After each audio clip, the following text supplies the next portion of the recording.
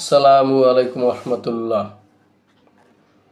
আমার দেশ ও প্রবাসের আমার ভাই ও বন্ধুরা, ঈদ পরবর্তী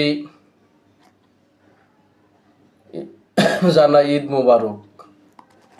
সবাই আশা করছি ভালো আছেন। বিসমিল্লাহির রহমানির রহিম। আমি কিছু কথা বলতে চাই। রাজনীতিটা হইল নীতি আদর্শ। নীতি আদর্শ যদি আমার ঠিক না থাকে, আমি কিভাবে রাজনীতি করব? আমার নীতি আদর্শ দ্বারা একজন মানুষের যদি উপকারী না আসে, তাহলে আমার নীতিটা কেমন হলো? আমার নীতি দ্বারা একজনে যদি কষ্ট পায়, দুঃখ পায়, তাহলে আমার নীতি ঠিক নাই। আমার নীতি দ্বারা একজন মানুষ ভালো হবে, আমার নীতি দ্বারা আমাকে অনুসরণ করবে, এটাই আমার নীতি আদর্শ হওয়া উচিত। বর্তমান প্রেক্ষাপটে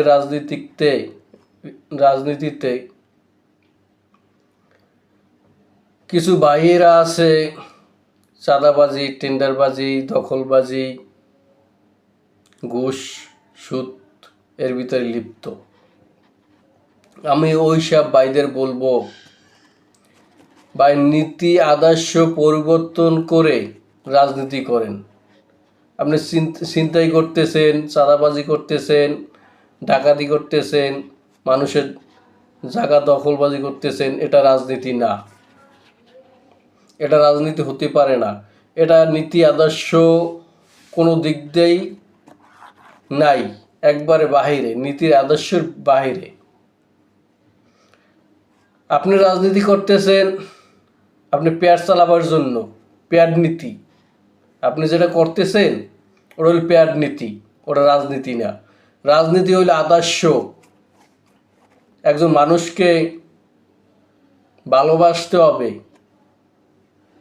একজন মানুষের দুঃখ কষ্ট থাকলে ওনার পাশে দাঁড়াইতে হবে, অসুস্থ মানুষের পাশে দাঁড়াইতে হবে, বিপদে পড়লে তার পাশে দাঁড়াতে হবে। আপনি ভাইও কি করতেছেন?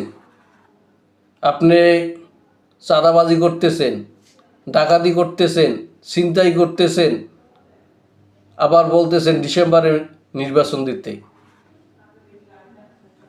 এটা কেমন নীতি আদর্শ? আপনাদের কেমন রাজনীতি? এটা আপনাদের কোনো রাজনীতি হতে পারে না।